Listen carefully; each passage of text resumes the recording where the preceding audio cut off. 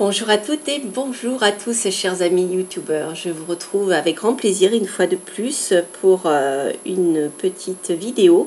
Alors, suite à des demandes d'ailleurs qui m'ont fait énormément plaisir, parce que je vois que vous avez beaucoup aimé ce tarot, je vais vous faire un petit focus sur les cartes, car en effet, c'est un jeu où on voit, il y a pas mal de détails et vraiment, elle le mérite.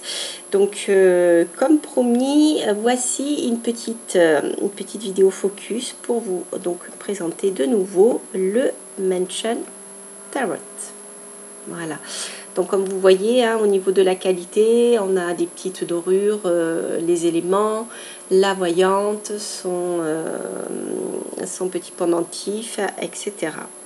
Voilà, donc je ne vais pas refaire l'explication des lames, hein. Peut-être que même je mettrai de la musique, je vais voir. Tout dépendra si j'ai été bavarde ou non et de la qualité du son. Voilà, parce que j'ai pas l'habitude de filmer de cette manière-là. Donc on va faire un petit essai ensemble.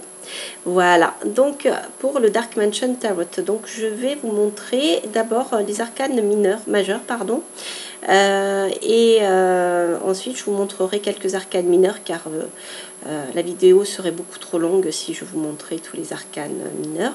Mais je vais vous montrer déjà ceux qui ont vraiment attiré mon attention.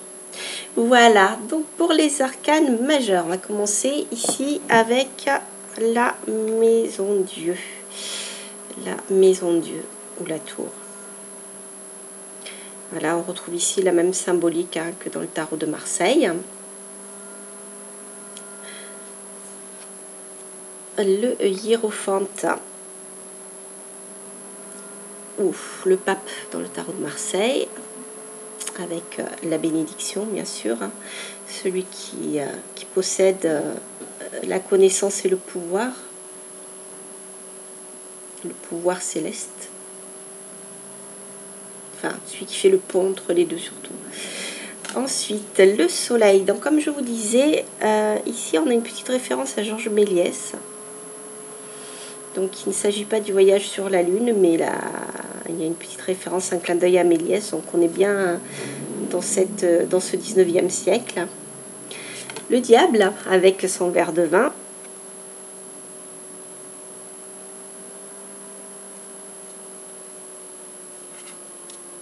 La mort, j'adore. il y a un humour vraiment... comme je vous disais, là on a l'univers burtonien avec les squelettes, l'étrange Noël de Mr. Jack, etc. aussi.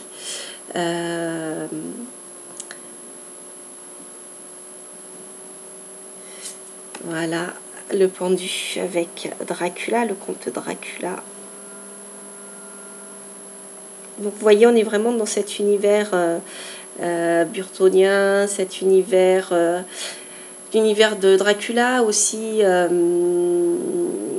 il y a vraiment beaucoup de références. L'univers de Jack l'Éventreur au 19e siècle, dans les rues londoniennes, avec les hauts de forme, ce genre de choses. Enfin, c'est vraiment très très particulier. L'ermite, que j'adore. Je crois que c'est la lame du tarot de Marseille que je préfère, avec le corbeau, le messager.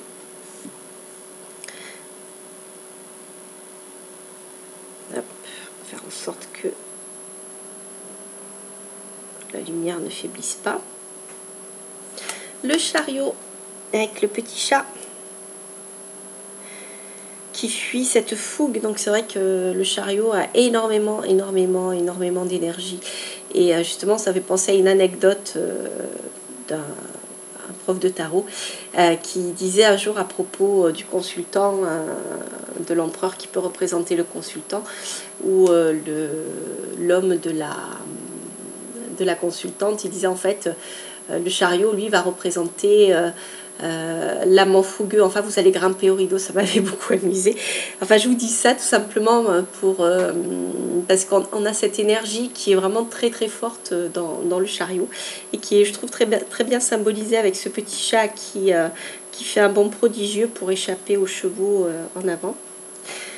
Donc la fameuse roue de la fortune, que l'on retrouve bien sûr dans l'univers des gitans et des forains. Donc comme je vous le disais, c'est un univers qu'on retrouve ici aussi. D'ailleurs, je ne sais pas si vous connaissez la belle histoire de Claude Lelouch qui se passe justement au milieu du monde du gitan et de la fête foraine. On a cette roue qui revient sans arrêt. Le clown, vous voyez, puisqu'on parle du même univers. Pour bien sûr le mât, le fou, le magicien ou le battleur, la justice. Alors j'en profite à propos de la justice. J'ai vu passer une question sur Facebook, sur un des groupes concernant le tarot. Une personne se demandait, avait du mal à faire la différence entre la justice et le jugement. Alors, moi, selon mon expérience, je dirais que la justice va faire référence à l'équilibre. Alors que le jugement, il n'y a pas de notion d'équilibre dans le jugement. Il y a une notion de jugement donné, justement, mais contre lequel on ne peut rien. Il faut s'y plier. La justice aussi, bien sûr, si on est dans une affaire juridique, mais la justice a plus cette notion d'équilibre que le jugement n'a pas. Voilà. Hop. Voici le jugement. Vous voyez, avec la trompette et le réveil des morts, la renaissance.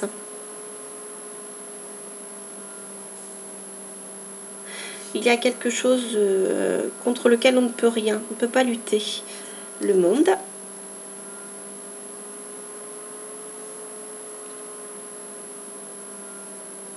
L'étoile, donc même si elle n'est pas nue, elle a quand même les épaules dénudées, ce qui est intéressant pour notamment ce qui concerne la nudité. Hop, l'impératrice, avec ses attributs féminins en avant, justement.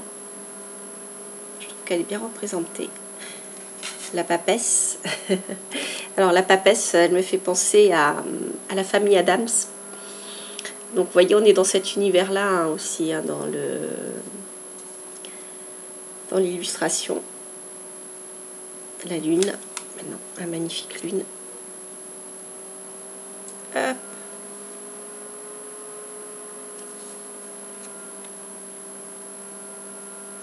L'empereur.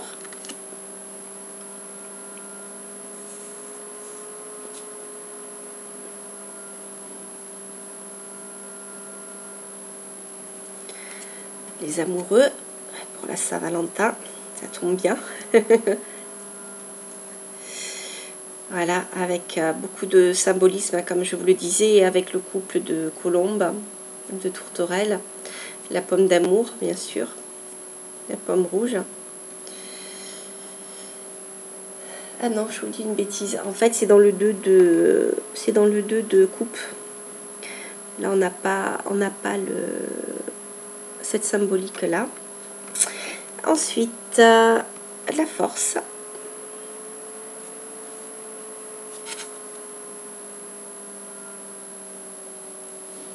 Et pour finir, la tempérance. Voilà. Donc je vais faire une petite pause et je vais vous montrer ensuite quelques arcanes mineurs, enfin ceux qui ont le plus attiré mon attention, car la vidéo serait beaucoup trop longue.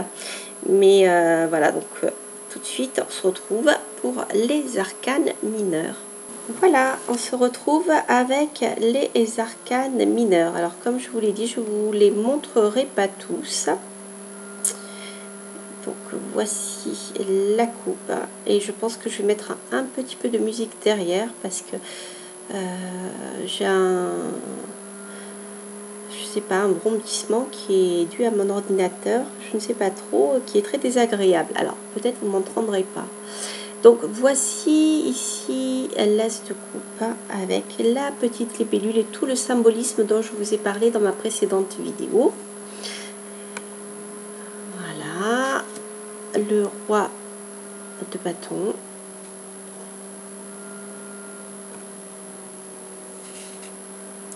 l'énergie du cavalier de bâton,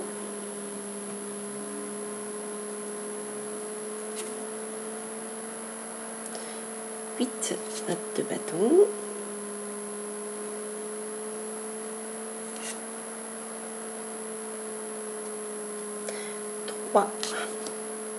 De bâton.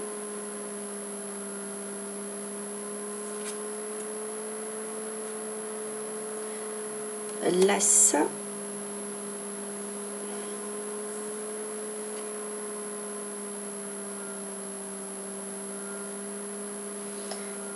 La reine de pentacle.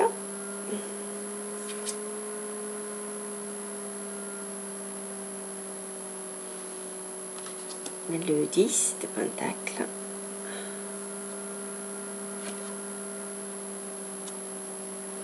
Le 8 de pentacle.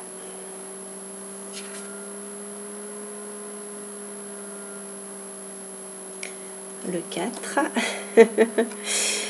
Et il y a vraiment beaucoup d'humour, hein. Les personnages sont vraiment, on se croirait presque dans une BD. C'est vraiment très particulier ce jeu.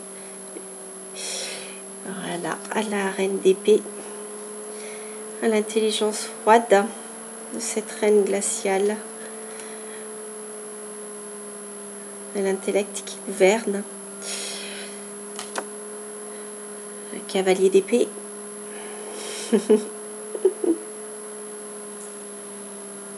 J'espère que Napoléon ne se retrouve pas dans sa tombe. Ou alors là où il a peut-être de l'humour maintenant. Le 9 d'épée.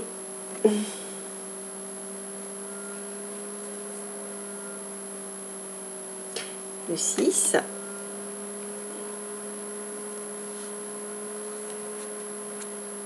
Le 2.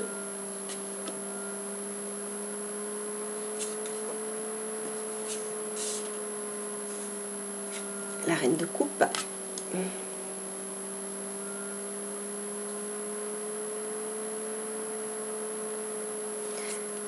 Six de coupe.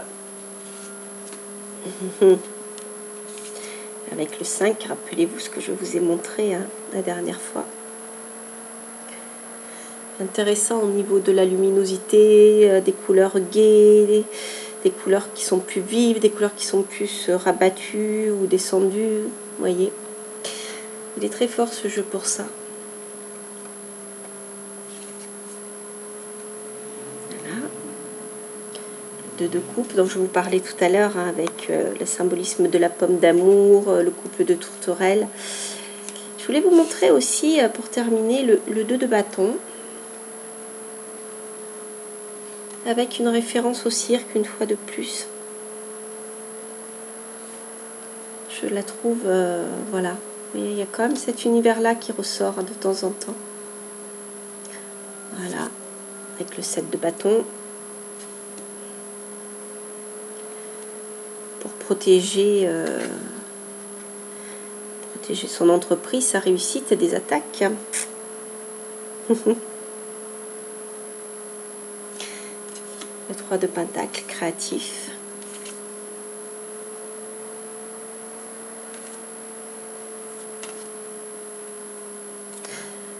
Le 7 d'épée. Alors, le 7 d'épée, oui, le voile est vraiment mis en avant, là, comme dans d'ailleurs la Nakataro.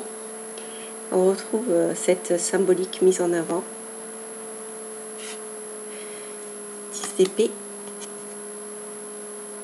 La défaite. Le 8 d'épée.